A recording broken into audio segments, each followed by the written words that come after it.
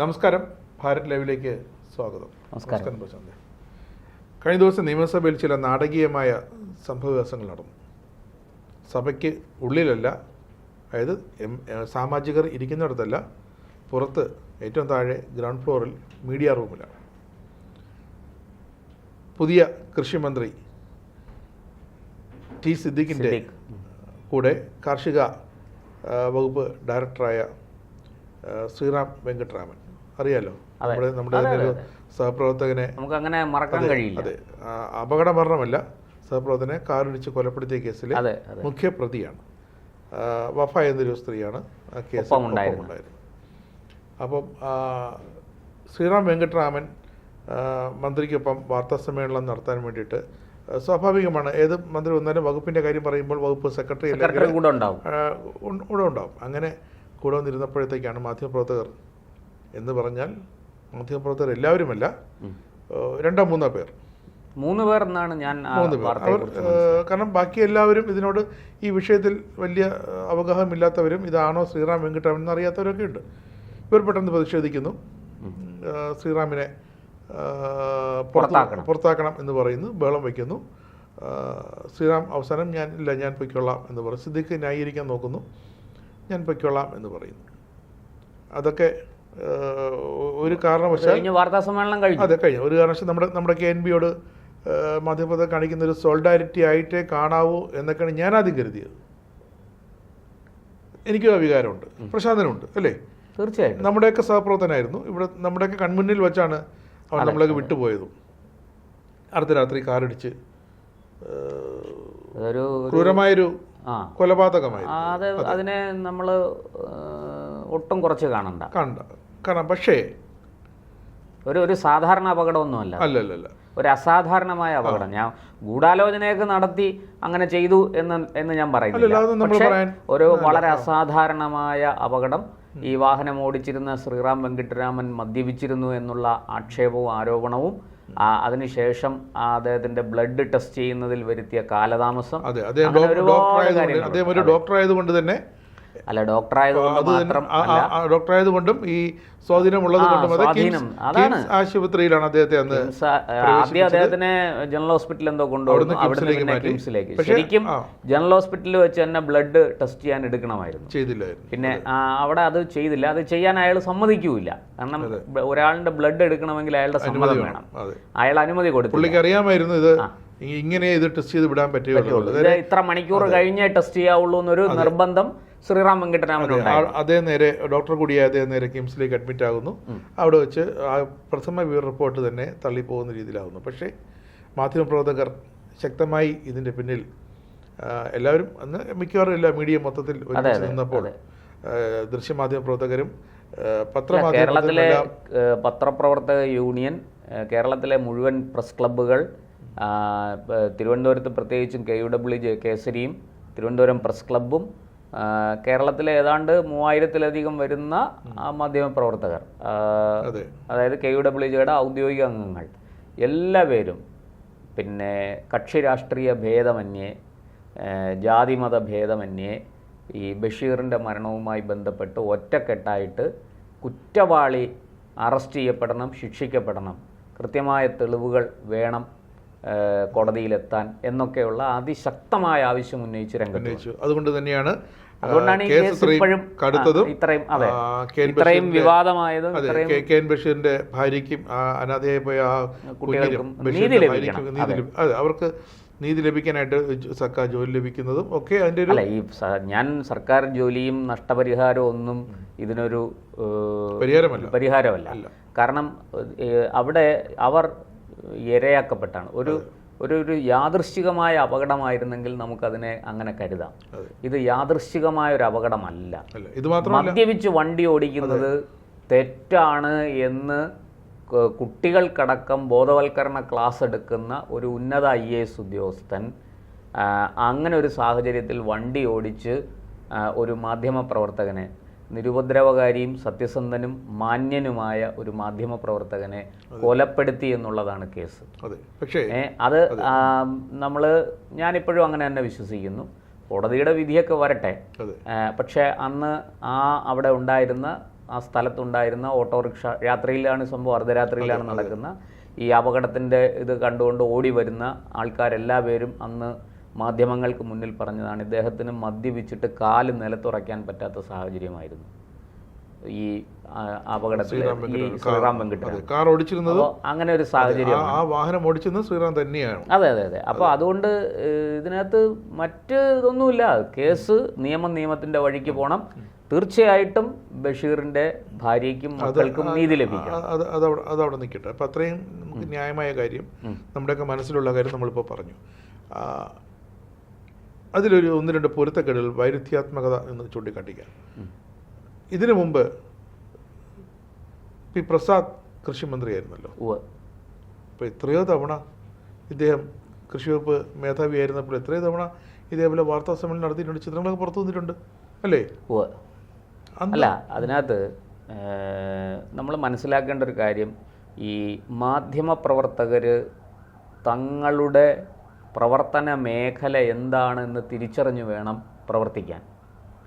അല്ലാതെ തങ്ങൾക്ക് ഞങ്ങളാണ് ഇവിടുത്തെ ജഡ്ജിമാർ, ഞങ്ങൾ തീരുമാനിക്കും, അത് ഒട്ടും ശരിയല്ല. എന്ത് പ്രതിഷേധത്തിൻ്റെ ഭാഗമാണെങ്കിലും ഈ പറഞ്ഞതുപോലെ ഒരു പത്രസമ്മേളനത്തിന് ക്ഷണിച്ചിട്ടാണ് നമ്മളവിടെ ചെല്ലുന്നത്.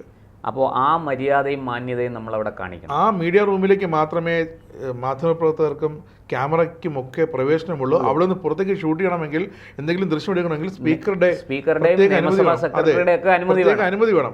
ക്യാമറ റോൾ ചെയ്തുകൊണ്ട് അതിന്റെ പുറത്ത് നിന്ന് ഒരു ബൈറ്റ് എടുക്കുമ്പോൾ പോലും നമുക്ക് അവരുടെ പ്രത്യേക ക്യാമറയുമായി പുറത്ത് നിൽക്കുമ്പോൾ തന്നെ കഴിഞ്ഞ 10 വർഷം LDF സർക്കാരിന്റെ കാലത്ത് വാച്ചാൻപാട് നമ്മുടെ വട്ടം ചുറ്റും നിങ്ങൾ എന്താണ് ചെയ്യുന്നത്, നിങ്ങൾ എന്താണ് നിങ്ങളുടെ ലക്ഷ്യം. ഇവിടെ അതുപോലെ തന്നെ അങ്ങനെ അദ്ദേഹം അവർ വരികയാണ്. മന്ത്രി ടി സിദ്ദീഖ് എന്ന കൃഷിമന്ത്രിയും കൃഷി വകുപ്പ് ഡയറക്ടറും മറ്റ് അദ്ദേഹത്തിന്റെ സ്റ്റാഫും ഒക്കെ കൂടി ആ മീഡിയ റൂമിലേക്ക് വന്ന് വാർത്താ സമ്മേളനം നടത്തുകയാണ്. ഉടൻ തന്നെ ഞാൻ സത്യത്തിൽ ഒറ്റ വരിയിൽ പറയാം, ഏറ്റവും അമാന്യമായൊരു പ്രവൃത്തിയാണത്. ഒന്നാമത്തെ കാര്യം, അമാന്യം എന്നതിനുപരി നമ്മൾ മാധ്യമപ്രവർത്തകരാകാൻ നമ്മൾ കുറച്ച് പേർ പഠിച്ചവരുണ്ട്. അപ്പം ഞാനൊക്കെ തിരുവനന്തപുരം പ്രസ് ക്ലബ്ബിൽ പഠിച്ചിറങ്ങിയത്. അപ്പം അങ്ങനെ പഠിച്ചിറങ്ങിയവരുണ്ട്, കണ്ട് മാധ്യമപ്രവർത്തകരായവരുണ്ട്, ഈ ഒട്ടും പഠിക്കാതെയൊക്കെ അബദ്ധവശാൽ മാധ്യമപ്രവർത്തകരായവരും. എന്ത് തന്നെ ആയാലും അതെ. പക്ഷെ ഇവരൊക്കെ കീപ്പ് ചെയ്യേണ്ട ഒരു കാര്യം, നമ്മൾ ചെല്ലുന്നത് ഇപ്പോൾ ഒരു വ്യക്തി ഒരു വാർത്താ സമ്മേളനം വിളിക്കുന്നു, നമ്മളത് എന്താണ് പറയുന്നത് നമുക്കങ്ങോട്ട് ചോദ്യം ചോദിക്കാം, നമ്മളത് റിപ്പോർട്ട് ചെയ്യാൻ പോവുകയാണ്. തീർച്ചയായിട്ടും അതാണ് ആ വാർത്ത നമ്മളത് റിപ്പോർട്ട് ചെയ്യാൻ പോവുകയാണ്. വാർത്ത അവിടുന്ന് ശേഖരിച്ച് ജനങ്ങളിലേക്ക് എത്തിക്കുക. അല്ല അവിടെ ചായ ഉണ്ടാകും, ബിസ്ക്കറ്റ് ഉണ്ടാകും, പക്ഷെ നമ്മൾ അതിനൊന്നും അല്ല പോകുന്നത്. നമ്മൾ എന്തിനാണ് നമ്മൾ ഓടിക്കതച്ച് ചെല്ലുന്നത്? കൃത്യമായിട്ട് ആ പറഞ്ഞ സമയത്തിന് അവിടെ എത്തി ആ വാർത്ത നഷ്ടപ്പെടാതെ ശേഖരിക്കുക. നമ്മൾ ചെന്ന് ആ എന്താണ് ആ വ്യക്തിക്ക് പറയാനുള്ളത്, ഏത് വ്യക്തിയായാലും ആ വിഷയവുമായി ഔദ്യോഗികമായി സർക്കാർ വിളിക്കുന്നതല്ലേ. അതെ, അല്ലാതെ നമ്മള് ഈ റോഡേ കൂടെ പോകുന്ന ഒരാൾ. കാരണം ആ മന്ത്രിക്കും ഏത് മന്ത്രിയായാലും മുഖ്യമന്ത്രിയായാലും നിയമസഭയ്ക്കുള്ളിൽ മാധ്യമങ്ങളെ കാണണമെങ്കിൽ അവിടെ വരണം. പ്രതിപക്ഷത്തിനായാലും നമ്മൾ കണ്ടല്ലോ, ശ്രീ പിണറായി വിജയൻ ഒറ്റയ്ക്ക് വന്നിരുന്ന്, മറ്റത് ആളും പരിവാരമൊക്കെ ഉണ്ടായിരുന്ന മുൻപ് 10 വർഷം, ഇപ്പോൾ ഒറ്റയ്ക്ക് ഒരു കസേരയിൽ വന്നിരുന്ന് മാധ്യമങ്ങളെ കണ്ടിട്ട് തിരിച്ച് പോകുന്നത് നമ്മൾ കണ്ടാണല്ലോ. അപ്പോൾ അതാണ് ആ മീഡിയ റൂമിൻ്റെ പ്രത്യേകത. അല്ല, ഇവർ ലൈവ് ചെയ്യുന്നതും എല്ലാം അവിടെ ഇരുന്നുകൊണ്ടാണല്ലോ. ഈ സഭാ നടപടികളൊക്കെ ലൈവ് ചെയ്യുന്നതൊക്കെ അതിൻ്റെയൊക്കെ കണക്ഷൻ കേബിളിംഗ് ഒക്കെ അവിടെയാണ്, കൺസോളൊക്കെ. അപ്പോൾ ഞാൻ പറഞ്ഞത് റിപ്പോർട്ടിങ്ങിനായിരിക്കണം പ്രാധാന്യം. അതെ, പ്രതിഷേധമുണ്ടെങ്കിൽ പുറത്തിറങ്ങി പറയൂ. അത് മാത്രമല്ല, അവിടെ ഞാനൊരു കാര്യം ചോദിക്കട്ടെ രാജേഷ് ജി, ബഷീറിൻ്റെ കാര്യത്തിൽ തീർച്ചയായിട്ടും നമുക്ക് എല്ലാവർക്കും പ്രതിഷേധമുണ്ട്. ബഷീർ മാത്രമല്ല ഇങ്ങനെ ആക്സിഡന്റിൽ കൊല്ലപ്പെട്ടത്, അല്ലേ? വേറെയും പ്രത്യേകിച്ചും നമുക്കത് പറയാൻ അവകാശമുണ്ട്. ഭാരത് ലൈവിന്റെ എക്സിക്യൂട്ടീവ് എഡിറ്റർ ആയിരുന്ന SV പ്രദീപ് അതിദാരുണമായി ടിപ്പറിടിച്ച് മരിച്ചു. അത് ദേശീയപാതയിൽ അത് ഒരു കൊലപാതകം തന്നെയാണെന്നാണ് ഞാൻ വിശ്വസിക്കുന്നത്. അത് അപകട മരണമാകട്ടെ എന്തോ ആകട്ടെ, പക്ഷെ എന്തുകൊണ്ട് മാധ്യമപ്രവർത്തകർ SV പ്രദീപിന് വേണ്ടി ഇത്രയും ഉച്ചത്തിൽ ശബ്ദിക്കുന്നില്ല? അത് ആ ചോദ്യത്തിന് ഉത്തരം പറയണ്ടേ? SV പ്രദീപിനോട് ഒരു നയം, KM ബഷീറിനോട് വേറൊരു നയം, അത് പാടില്ലല്ലോ. മാധ്യമപ്രവർത്തകർ, നാളെ ഏത് മാധ്യമപ്രവർത്തകൻ ഇത് സംഭവിച്ചാലും എനിക്കിതേ നിലപാടാണ്. അതായത് KM ബഷീറിൻ്റെ മരണത്തിന് ഉത്തരവാദി ആരാണോ അയാൾ ശിക്ഷിക്കപ്പെടണം. അതുപോലെ എസ് വി പ്രദീപിന്റെ മരണത്തിന് ആരാണോ ഉത്തരവാദി ആൾ ശിക്ഷിക്കപ്പെടണം. എസ് വി പ്രദീപ് ഭാരത് ലൈവിലൂടെ തന്റെ നിലപാടുകൾ വ്യക്തമായി പറഞ്ഞു, വിമർശിക്കേണ്ടവരെ വിമർശിച്ചു, അഴിമതികൾ ചൂണ്ടിക്കാട്ടി, തെറ്റുകുറ്റങ്ങൾ അക്കമിട്ട് പറഞ്ഞു. അതുകൊണ്ട് തന്നെയാണ് ഏതോ ഒരു പലരുടെയും കണ്ണിലെ കരടായിരുന്നു. ഏതോ ഒരു കരടായ ഒരു വ്യക്തി, ഒരു സംഘമാണ് ഈ അവിടുത്തെ പിന്നിലെന്ന് എല്ലാവർക്കും അറിയാം, നമുക്കറിയാം. അല്ല, അത് എസ് വി പ്രദീപിൻ്റെത് കുറെ കൂടി ഗൗരവം അർഹിക്കുന്നു. കാരണം അത് കൃത്യമായൊരു ആസൂത്രിത ഗൂഢാലോചനയുടെ ഫലമാണ്. ആ ടിപ്പർ ഓടിച്ചിരുന്ന ഡ്രൈവർ അത് ഏത് കമ്പനിയുടേതാണ്, ആരുടെ സ്റ്റാഫാണ്, തുടങ്ങി ഒട്ടനവധി കാര്യങ്ങളുണ്ട്. അതിൻ്റെയൊക്കെ പുറകെ ഇത് ഇനി ഇതൊക്കെ പറഞ്ഞിട്ട് പ്രയോജനമുണ്ടോ എന്ന് പോലും ചോദ്യം ഉയരാം. പക്ഷേ സത്യം എന്തായാലും പുറത്തു വരും. ഒരിക്കലും ആ സത്യത്തെ ഇല്ലാതാക്കാനോ മരണത്തിൽ സത്യം പുറത്തു വരും. എസ് പി പ്രദീപിന്റെ സത്യം പുറത്തു വരണം. അല്ല, അവിടെയാണ് ഞാൻ പറഞ്ഞത്, ആ സത്യം പുറത്തു കൊണ്ടുവരുന്നതിലാണ് മാധ്യമപ്രവർത്തകർക്ക് ശുഷ്കാന്തി വേണ്ടത്. അല്ലാതെ ശ്രീറാം വെങ്കിട്ടരാമനെ നമ്മൾ വിചാരണ നടത്തി, നമ്മൾ കുറ്റം ആരോപിച്ച് അത് ശിക്ഷ വിധിക്കുന്ന ജഡ്ജിമാരല്ല നമ്മൾ. നമ്മുടെ ജോലി മാധ്യമ പ്രവർത്തനമാണ്. ഇനി തിരിച്ച് ഞാൻ മറ്റൊരു കാര്യം ചോദിക്കട്ടെ. ഈ ശ്രീറാം വെങ്കിട്ടരാമനെ കൃഷി വകുപ്പിലേക്ക് തിരിച്ചെടുത്തത് ആരാ? സർക്കാരിലേക്ക് കൊണ്ടുവരികയും കൃഷി വകുപ്പിന്റെ ഡയറക്ടറായിട്ട് പ്രൊമോഷൻ കൊടുക്കുകയൊക്കെ ചെയ്തത് ആരാ? ഇടത് സർക്കാർ, പിണറായി സർക്കാർ. അന്നാരും പ്രതിഷേധിച്ചില്ലല്ലോ. അന്ന് ആർക്കും പിണറായി വിജയന്റെ പത്രസമ്മേളനത്തിൽ ബഹളം ഉണ്ടാക്കണ്ടായിരുന്നല്ലോ. അന്നാരും വിളിച്ചു കൂവിയില്ലല്ലോ. അപ്പോ മാത്രമല്ല, കൃഷിമന്ത്രി പി പ്രസാദിനൊപ്പം അദ്ദേഹം പത്രസമ്മേളനത്തിൽ പങ്കെടുത്തിട്ടുണ്ട്. മറ്റു പല അവസരങ്ങളിലും ഔദ്യോഗിക ചടങ്ങുകളിലും ഈ ശ്രീറാം വെങ്കിട്ടരാമൻ പങ്കെടുത്തിട്ടുണ്ട്. അന്നൊന്നും പ്രതിഷേധമുയർത്താത്തവർ ഇന്ന് ഭരണം മാറിയപ്പോൾ ഈ പ്രതിഷേധം ഉയർത്തുന്നതിന്റെ കാരണം, അന്നവർ റിപ്പോർട്ടിങ്ങിന് പോയി, പി പ്രസാദിന്റെ കാലത്ത് റിപ്പോർട്ടിങ്ങിന് പോയി. പിന്നെ അന്ന് പിണറായിയുടെ കാലത്ത് റിപ്പോർട്ടിങ് മാത്രമേ ചെയ്യാൻ പറ്റൂ. അന്ന് പ്രതിഷേധിച്ച വിവരം അറിയും. അതുകൊണ്ട് ഇവരെല്ലാം പേടിയുണ്ടായിരുന്നു. അന്ന് പറഞ്ഞില്ല, ഇന്നിപ്പോ എന്തും ചെയ്യാം. കാരണം ജനകീയ മന്ത്രിസഭയാണ്. യു ഡി എഫ് മന്ത്രിസഭയിൽ യു ഡി എഫ് സർക്കാരിനോട് എന്തും ആകാം. അതൊരു ശരിയായ കാര്യം. വേണമെങ്കിൽ മന്ത്രിയെടുത്ത് വേണമെങ്കിൽ ഇവർക്ക് പറയും. ഇപ്പൊ ആ ഒരു അല്ല, അത് നമുക്ക് പ്രതിഷേധിക്കാം. എങ്ങനെയെന്നറിയാമോ? ആ വാർത്താ സമ്മേളനം കഴിഞ്ഞിട്ട് മന്ത്രിയോട് ചെന്ന് പറയാം, മാധ്യമപ്രവർത്തകർക്ക് കൂട്ടായിട്ട് ചെന്ന് പറയാം, ഇത് ശരിയല്ല, ഇദ്ദേഹം ഞങ്ങളുടെ കൂട്ടത്തിൽ ഒരാളിനെ കാറടിച്ച് കൊലപ്പെടുത്തിയ വ്യക്തിയാണ്, അദ്ദേഹത്തിനെ ഒപ്പം ഇരുത്തിയത് എന്ത് പ്രോട്ടോകോൾ അനുസരിച്ചാണെങ്കിലും ഞങ്ങൾക്ക് പ്രതിഷേധമുണ്ട്. ചോദ്യം ഒന്നും ഉന്നയിക്കണമല്ല. ഇത് ജനങ്ങൾ അറിയേണ്ട ഒരു വിഷയമാണെങ്കിൽ കൂടി നമ്മുടെ വ്യക്തിപരമായ കാര്യം കൂടിയാണ്. നമ്മുടെ എല്ലാം വ്യക്തിപരവും നമ്മുടെ സംഘടനാപരവും നമ്മുടെ ഔദ്യോഗികവുമായ ഒരു വിഷയമാണിത്. അപ്പോൾ ഞാൻ എൻ്റെ അഭിപ്രായത്തിൽ മന്ത്രിയോട് നേരിട്ട് പറയാം, ഇത് ശരിയല്ല, ഞങ്ങൾക്ക് പ്രതിഷേധമുണ്ട്. അദ്ദേഹത്തെ കൂടെ ഇരുത്തണമോ വേണ്ടയോ എന്നൊക്കെയുള്ളത് മന്ത്രിക്ക് തീരുമാനിക്കും. അല്ല, പക്ഷെ ഞങ്ങൾക്ക് പ്രതിഷേധമുണ്ട്, ഞങ്ങൾ ശക്തമായി പ്രതിഷേധിക്കുന്നു. ജനാധിപത്യമായ രീതി. ശരിക്കും ഇത് ഇടത് സർക്കാരിന്റെ കാലത്ത് ഒരു CPM മന്ത്രിയായിരുന്നെങ്കിൽ ഇറങ്ങിപ്പോയെന്ന് മാത്രമല്ല, പത്രസമ്മേളനം നടത്തിയതിന് ഇവർക്കെതിരെ നടപടിയും വരും. ഈ ആൾക്കാർക്ക് പിന്നീട് നമുക്കറിയാലോ, പണ്ട് അല്ലല്ല, അത് മാത്രമല്ല, രാജേഷ് ജിക്ക് മറ്റൊരു സംഭവം ഓർമ്മയുണ്ടാവും. എനിക്ക് തോന്നുന്നു 2000 അതായത് MA ബേബി വിദ്യാഭ്യാസ മന്ത്രി ആയിരുന്ന കാലത്ത് നമ്മുടെ ഇവിടെ വെച്ച് മറ്റേ ഏതോ ഒരു ഫലം പ്രഖ്യാപിക്കുകയാണ്. എനിക്ക് തോന്നുന്നു എൻട്രൻസിൻ്റെ, അന്ന് കേരള സർക്കാരാണല്ലോ, എൻട്രൻസിൻ്റെ എന്തോ ഫലം പ്രഖ്യാപിക്കുകയായിരുന്നു. അതിനെതിരെ ഈ പോപ്പുലർ ഫ്രണ്ട് ഓഫ് ഇന്ത്യയുടെ വിദ്യാർത്ഥി വിഭാഗമായ ക്യാമ്പസ് ഫ്രണ്ടിന്റെ 2 പേർ അതിനകത്ത് വന്നു കയറി അവർ ബഹളം ഉണ്ടാക്കി. അവർ അന്ന് മുദ്രാവാക്യം വിളിച്ച് വളരെ ശക്തമായിട്ട് പ്രതിഷേധിച്ചു. പിന്നെ ഈ അവിടുത്തെ സെക്രട്ടേറിയറ്റിലെ നമ്മുടെ സെക്യൂരിറ്റി ഉദ്യോഗസ്ഥർ വന്നാണ് അവരെ നീക്കം ചെയ്തത്. പിന്നെ അന്ന് തൊട്ടാണ് PRDയിൽ പ്രവേശിക്കണമെങ്കിൽ അക്രഡിറ്റഡ് ജേർണലിസ്റ്റ് ആയിരിക്കണം എന്ന നിബന്ധന വരുന്നത്. നമ്മളൊക്കെ അങ്ങനെയാണ് പിന്നീട് റിപ്പോർട്ടിങ്ങിന് പോകും. അപ്പോൾ ചെല്ലുമ്പോൾ നമ്മളെ പിന്നെ അറിയാം, വർഷങ്ങളായിട്ട് കണ്ടു പരിചയമുള്ള ഉദ്യോഗസ്ഥന്മാർക്ക് നമ്മളെ അറിയാം. അവർ നമ്മളെ ചെയ്യും. അല്ലാത്തവരെ അവർ പ്രവേശിക്കാൻ അനുവാദം കൊടുക്കില്ല, അവരെ പുറത്തു നിർത്തും.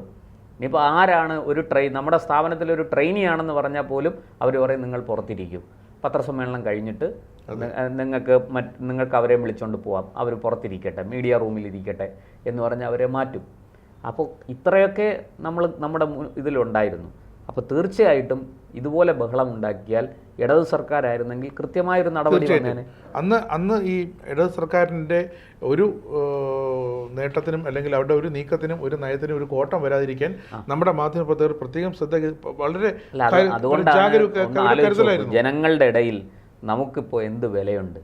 നമ്മളെ മാപ്രകൾ എന്ന് പറഞ്ഞാൽ കഴിഞ്ഞ 10 വർഷം ഈ സർക്കാരിനെ താലോലിച്ച് തടവി കൊണ്ട് നടന്നതിന്റെ ഫലമാണ് പഴവും കൊടുത്ത് അതാണ് ഇപ്പൊ നിരത്തിൽ കിടന്ന് നമ്മൾ മാപ്രകൾ എന്നുള്ള വിളി കേൾക്കുന്നത്. ഇത് ചെയ്യാത്തവർ അത് മാത്രമല്ല, ജനം സഹി കെട്ടാൽ നമ്മളെ കൈവെക്കും. അതെ, അതും നമ്മുടെ മാധ്യമ പ്രവർത്തകർ ആലോചിക്കേണ്ട, തിരിച്ചറിയേണ്ട ഒരു വസ്തു. ഒരു സ്ഥലത്ത് അതിന് എവിടെയായാലും, പ്രധാനമന്ത്രി മുന്നിലായാലും രാഷ്ട്രപതി ഭവനിലായാലും പാർലമെന്റിനകത്തായാലും ഒരു സാധനം റിപ്പോർട്ട് ചെയ്യാൻ സ്ഥാപനത്തിൽ നിന്നും പേനയും എടുത്ത് ക്യാമറയും എടുത്ത് അവിടെ ചെന്ന് കഴിഞ്ഞാൽ അയാളുടെ ജോലി അത് തീർക്കുക, ആ റിപ്പോർട്ടിംഗ് തീർക്കുക. ആ റിപ്പോർട്ടിങ്ങിൽ ഉണ്ടാകും അവിടെ എന്ത് സംഭവിച്ചു എന്നുള്ളത്. അയാൾക്ക് രണ്ടുപേര് ചേർക്കാം. ഇയാൾ മറ്റേ ആരോപണ വിധേയനായ കുറ്റാരോപിതനായ ശ്രീറാം വെങ്കിട്ടരാമൻ കൂടി ഉണ്ടായിരുന്നത് പ്രതിഷേധാർഹമാണ് എന്ന് പറയാമല്ലോ. സമ്മേളനത്തിന് ശേഷം ഇതൊരു അജണ്ടയാണ്. അതിൽ ഒരു മാധ്യമപ്രവർത്തകൻ ഈ വ്യക്തമായ ഒരു അജണ്ട അവിടെ പ്ലോട്ട് ചെയ്തു. മറ്റ് 2-3 പേർ അതിൽ പെട്ടുപോയി. ഈ പെട്ടുപോയി എന്ന് പറയുന്നത് എനിക്ക് അങ്ങനെ പറയാൻ പറ്റുമോ? ഇതിന്റെ ഒരു ട്രാക്ക് റൂട്ട് അതാണ്. ഈ റോഷിപാൽ എന്ന് പറയുന്ന വ്യക്തി ആരാണ് അദ്ദേഹത്തെ അങ്ങോട്ട് സഭയിലേക്ക് അയച്ചത്? അദ്ദേഹം വർക്ക് ചെയ്യുന്ന റിപ്പോർട്ടർ ചാനലല്ലേ. മാധ്യമപ്രവർത്തകർ, തിരുവനന്തപുരം ജില്ലാ പത്രപ്രവർത്തക യൂണിയൻ, ഈ മാധ്യമപ്രവർത്തകർ ചാനലുകളുടെ അതിപ്രസരം ഉണ്ടാകുന്നു. ക്യാമറകൾ, ഒരു ചാനലിൽ നിന്ന് 2-3 ക്യാമറകൾ ഒരു പരിപാടി കവർ ചെയ്യാൻ വരുന്നു. അപ്പോൾ നല്ല തിക്കും തിരക്കും ബഹളവും. പത്ര ഫോട്ടോഗ്രാഫർമാർക്ക് കൃത്യമായിട്ട് ഫോട്ടോ എടുക്കാൻ പറ്റുന്നില്ല. അപ്പോൾ അവരവരുടെ ജോലി ചെയ്തവർ മാറിക്കൊടുക്കും. അപ്പോൾ പണ്ട് ഞങ്ങളൊക്കെ ഉണ്ടാക്കിയ ധാരണ അതാണ്. ഞങ്ങളുടെ മുതിർന്ന ജേർണലിസ്റ്റുകളൊക്കെ ചേർന്നിരുന്ന് ഉണ്ടാക്കിയ ധാരണയാണ്, പിന്നെ നിങ്ങൾക്ക് ഷൂട്ട് ചെയ്യാം. അങ്ങനെ ഒരു ഡെക്കോറം നമ്മളിങ്ങനെ മുന്നോട്ട് കൊണ്ടുപോകുമായിരുന്നു. അപ്പോഴാണ് ഈ ഒരു കുന്തും തള്ളും, അസഭ്യം വിളി, പുതിയ ക്യാമറമാരാണ്, അവർ അസഭ്യം വിളിക്കുന്നു. അങ്ങനെ ഒരു യോഗം വിളിച്ചു ചേർത്തു. ഈ യോഗത്തിൽ എല്ലാ ചാനലിൻ്റെയും പ്രതിനിധികൾ പങ്കെടുത്തു. ന്യൂസ് എഡിറ്റർ, എക്സിക്യൂട്ടീവ് എഡിറ്റർ അടക്കമുള്ള ചാനൽ പ്രതിനിധികളെല്ലാം പങ്കെടുത്തപ്പോൾ വിട്ടുനിന്നത് റിപ്പോർട്ടർ ടിവിയും ബിഗ് ടിവിയുമാണ്. അവർ പറയുന്നത് ഞങ്ങൾ വരില്ല, സഹകരിക്കില്ല, ഞങ്ങൾക്ക് കൂറ് ശമ്പളം തരുന്ന മാനേജ്മെന്റിനോടാണ്, സമൂഹത്തോടല്ല, മാധ്യമപ്രവർത്തനത്തോടല്ല, വാർത്തകളോടല്ല, വസ്തുനിഷ്ഠതയോടല്ല, ഞങ്ങൾക്ക് കൂറ് ശമ്പളം തരുന്ന ആളാണ്. അതുകൊണ്ട് അവരെന്നും ഇപ്പോഴും പലയിടത്തും പ്രശ്നങ്ങൾ ഉണ്ടായിക്കൊണ്ടിരിക്കുക. റിപ്പോർട്ടർ ടിവിയുടെ ഈ റോഷിപാൽ എന്ന പഴയ മംഗളം ദിനപത്രത്തിലെ റിപ്പോർട്ടറെ റിപ്പോർട്ടർ ടിവിയിൽ ഇപ്പോഴത്തെ ന്യൂസിൻ്റെ കറസ്പോണ്ടന്റിനെ അങ്ങോട്ട് വിട്ടത് റിപ്പോർട്ടർ ചാനലിൽ നിന്നാണ്. അപ്പോഴേ വ്യക്തമായി പറഞ്ഞു വിട്ടിട്ടുണ്ട്, അല്ലെങ്കിൽ അസൈൻമെൻറ്റ് കൊടുത്തിട്ടുണ്ട്. ശ്രീറാം വെങ്കിട്ടരാമൻ വരുന്നു, നമുക്കതൊരു വാർത്തയാക്കണം, അങ്ങേരെ എതിർക്കണം. അങ്ങനെയാണല്ലോ പലയിടത്തും ഈ റിപ്പോർട്ടർ ടി വി അടക്കമുള്ളവർ പലയിടത്തും അതിൻ്റെ റിപ്പോർട്ടർമാർ ചെന്ന് ഇഷ്യൂ ഉണ്ടാക്കിയാണല്ലോ ഉണ്ടാകുന്നത്. അതായത് വാർത്തകളല്ല, വിവാദങ്ങൾ ഉണ്ടാക്കിയെടുത്തിട്ട് ഈ റോഷിപാലാണല്ലോ ദിലീപിനെതിരെ നടൻ ദിലീപിനെതിരായ ഒരുപാട് ബ്രേക്കിംഗ് ന്യൂസുകൾ കൊണ്ടുവരുന്നു റിപ്പോർട്ടർ ചാനൽ വഴി. ഓർമ്മയില്ല തുടക്കത്തിലൊക്കെ ഈ റോഷിപാലാണ് റോഷ് ചേട്ട എന്ന് വിളിച്ചതൊക്കെ. അന്ന് ഓഡിയോ ക്ലിപ്പ് അടക്കം നമുക്ക്, വീഡിയോ ക്ലിപ്പിലൊക്കെ നമുക്ക് കിട്ടി, എല്ലാവരും കിട്ടിയത്. പക്ഷെ നമ്മുടെ സഹപ്രവർത്തനം കൂടെയുള്ള ആളാണ്. ഇപ്പൊ നമ്മളാണോ അല്ലയോ എന്നുള്ളതല്ല, വസ്തുത എന്താണോ അത്. അതെ, അതിനുമപ്പുറം ഇപ്പം പലയിടത്തും പ്ലാൻ ചെയ്യുന്നുണ്ട്. റോഷിപാൽ പണ്ട് മംഗളത്തിൻ്റെ കോഴിക്കോട് റിപ്പോർട്ടറായിരുന്നു, മംഗളം പത്രത്തിൽ. പിന്നീട് ചാനൽ തുടങ്ങുമ്പോൾ ഞങ്ങൾക്കൊപ്പം കോഴിക്കോട് പ്രവർത്തിക്കുകയും പിന്നീട് തിരുവനന്തപുരം ഡെസ്കിലേക്ക് വരികയും ചെയ്തു. എന്നിട്ട് ഈ റോഷിപാലും കെ എൻ ബഷീറുമായിട്ട് എന്ത് ബന്ധമാണെന്ന് എനിക്കറിയില്ല. ഒരു വൈകാരികമായ ബന്ധത്തിന്റെ പുറത്താണ് ഈ ബഹളം വെച്ചതെങ്കിൽ നമുക്ക് മനസ്സിലാക്കാം. ഇത് വ്യക്തമായിട്ടുള്ളൊരു വിവാദമുണ്ടാക്കി അതൊരു വാർത്ത സൃഷ്ടിക്കലിന്റെ ഭാഗമായിട്ടാണ് നടന്നതെന്ന് ഞാൻ പറയും. പിന്നെ ഈ റോഷിപാൽ ബേസിക്കലി കോൺഗ്രസ്സുകാരനാണ്. അദ്ദേഹം മംഗളം ചാനലിൽ തന്നെ ഈ കോഴിക്കോടൊക്കെ അന്നത്തെ കഴിഞ്ഞ നിയമസഭാ തെരഞ്ഞെടുപ്പിലൊക്കെ ചെല്ലുന്ന വേളയ്ക്ക് 2016 സമയത്തൊക്കെ ചെല്ലുമ്പോഴത്തേക്ക് അവിടെ ഒരുപാട് കോൺഗ്രസ് പ്രവർത്തകരുമായി തന്നെ ഒരുപാട് ഉൾപാർട്ടി ഇഷ്യൂവിൻ്റെ പേരിലൊക്കെ ഒരുപാട് വാർത്തകളും അദ്ദേഹത്തെ ഓടിക്കുകയും അങ്ങനെയൊക്കെ ഒരുപാട് പ്രശ്നങ്ങളുണ്ടായി. അതൊക്കെ ലോക്കൽ പ്രശ്നങ്ങൾ. ടി സിദ്ദീഖ് തൊട്ടടുത്ത് വയനാട് നിന്നാണ്, കോഴിക്കോട് കേന്ദ്രീകരിച്ചാണ്. അതെ, അപ്പം ഇദ്ദേഹം കോൺഗ്രസ്സുകാരനാണ്, സിദ്ദീഖ് കോൺഗ്രസ്സുകാരനാണ്. ഇപ്പൊ തന്നെ നമുക്ക് മനസ്സിലാക്കാമല്ലോ കോൺഗ്രസിലെ ഗ്രൂപ്പിസത്തിന്റെ അങ്ങേയറ്റം. അതായത് സിദ്ദീഖിനെ ഒരു കുഴിയിൽ കൊണ്ട് ചാടിക്കണം, നാണം കെടുത്തണം. അല്ലെങ്കിൽ ഒരു CPM കാരനായ ദേശാഭിമാനി റിപ്പോർട്ടറാണെങ്കിൽ കഴിഞ്ഞ 10 വർഷത്തെ ഭരണത്തിൽ ഇങ്ങനൊരു വേലത്തിന് ചെയ്യൂ ഒരു CPM മന്ത്രി? ഇത് ഘടകകക്ഷി മന്ത്രിമാരോട് ചെയ്യൂ? ഇല്ല. ഇത് ചെയ്തത് വെറും ഒരു പൊളിറ്റിക്കൽ വിദ്വേഷം മിക്സ്ഡ് വിത്ത് ഒരു പ്രൊഫഷണൽ ഒരു വിവാദം ഉണ്ടാക്കാനുള്ളൊരു വ്യഗ്രത, ഒരു സ്കൂപ്പ് ഉണ്ടാക്കാൻ.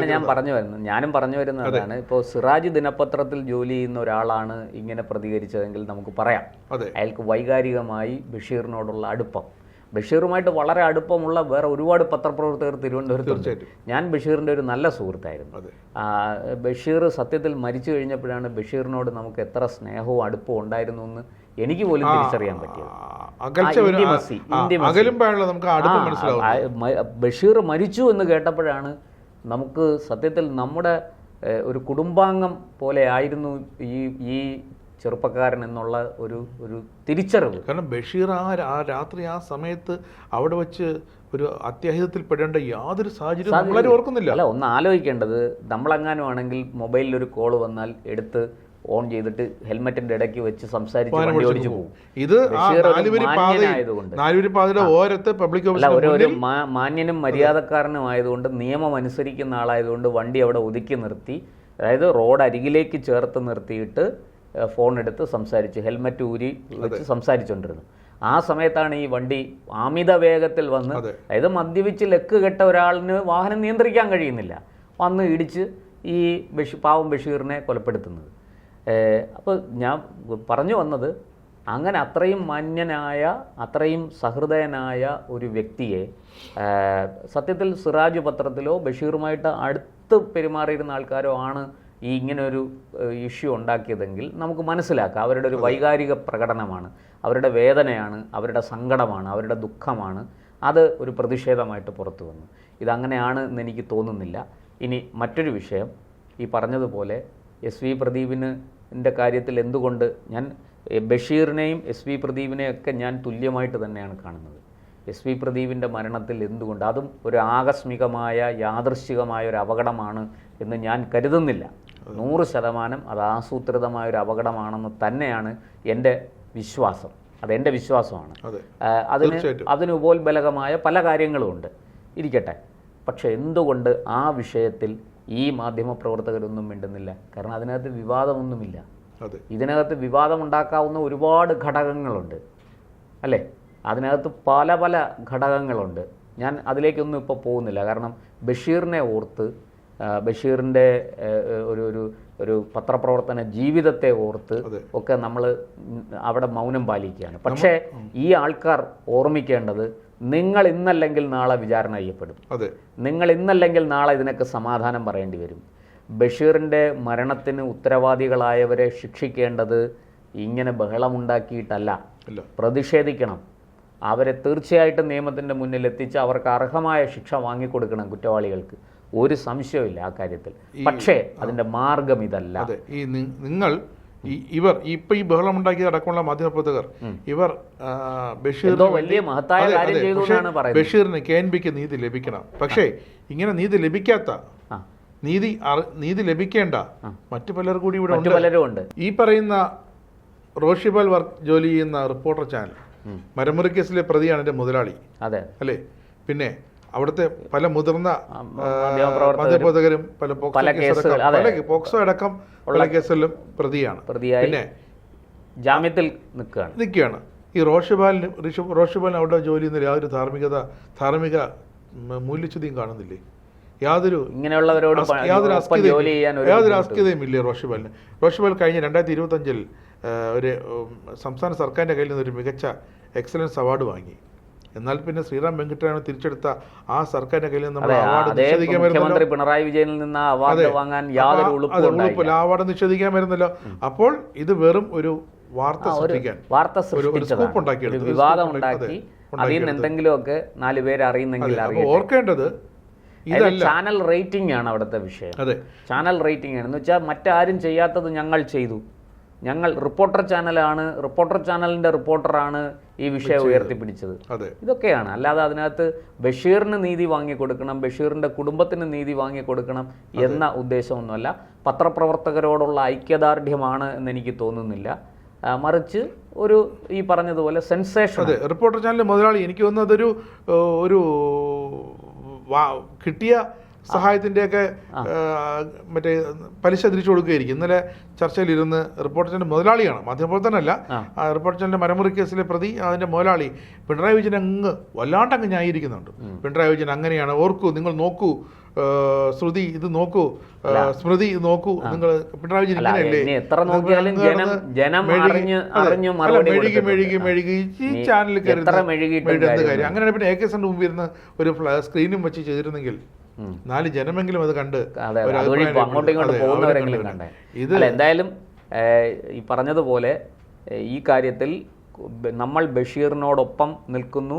ബഷീറിനോടൊപ്പം മാത്രമല്ല, SV പ്രദീപിനോടൊപ്പം, അതുപോലെ ആക്രമിക്കപ്പെടുന്ന ഓരോ മാധ്യമപ്രവർത്തകനും ഒപ്പമാണ്.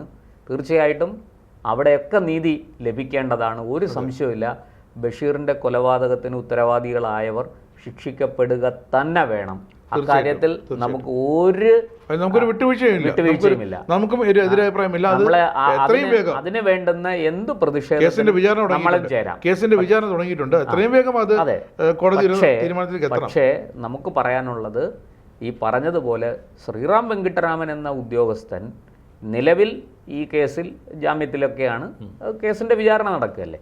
അപ്പോൾ അതിൻ്റെ ഫലം എന്ത് തന്നെ ആയാലും ശരി, ശ്രീറാം വെങ്കിട്ടരാമൻ ഇപ്പോൾ ഔദ്യോഗിക ചുമതല വഹിക്കുന്നിടത്ത് പോയി നമുക്ക് അവിടെ കുത്തിത്തിരിപ്പുണ്ടാക്കാൻ നമുക്ക് ആർക്കും യാതൊരു അവകാശവും. റിപ്പോർട്ടറാണെങ്കിൽ, ആ പരിപാടി റിപ്പോർട്ട് ചെയ്യാൻ പോയ വ്യക്തിയാണെങ്കിൽ, അല്ലാതെ നമ്മൾ പോയിട്ട് ഖരാവോ ചെയ്യുന്നു, ഉപരോധിക്കുന്നു ഒക്കെ ശരിയാണ്. മാധ്യമപ്രവർത്തകർ നേരത്തെ മുൻകൂട്ടി അറിയിപ്പ് കൊടുത്ത് ശ്രീറാം വെങ്കിട്ടരാമൻ്റെ ഓഫീസിലെത്തി ഞങ്ങൾ അവിടെ ഉപരോധിക്കും, ഞങ്ങൾ ഖരാവോ ചെയ്യും എന്ന് മുൻകൂട്ടി പോലീസിനടക്കം അറിവ് കൊടുത്തിട്ട് നമ്മൾ അതൊക്കെ ചെയ്യണം. അതൊക്കെ ചെയ്യേണ്ടതാണ്, ഒരു സംശയവുമില്ല ആ കാര്യത്തിൽ. പക്ഷേ അതൊന്നും ചെയ്യാതെ നമ്മൾ ഇതുപോലൊരു പത്രസമ്മേളനത്തിൽ, ഒരു മന്ത്രി നടത്തുന്ന പത്രസമ്മേളനത്തിൽ മന്ത്രിയുടെ സബോർഡിനേറ്റായിട്ട് വന്നിരിക്കുന്ന ശ്രീറാം വെങ്കിട്ടരാമനെതിരെ നമുക്ക് ഈ പറഞ്ഞ പോലെ അന്തരീക്ഷ മലിനീകരണം, അതൊരു രാഷ്ട്രീയ പകപോക്കൽ തന്നെയാണ്, ഒരു സംശയമില്ല. ടി സിദ്ദിഖ് മന്ത്രിയായതിന്റെ രാഷ്ട്രീയ പകപോക്കൽ മാത്രമാണ്, അതിനപ്പുറത്തേക്ക് അതിൽ യാതൊന്നും ഉണ്ടെന്ന് തോന്നുന്നില്ല.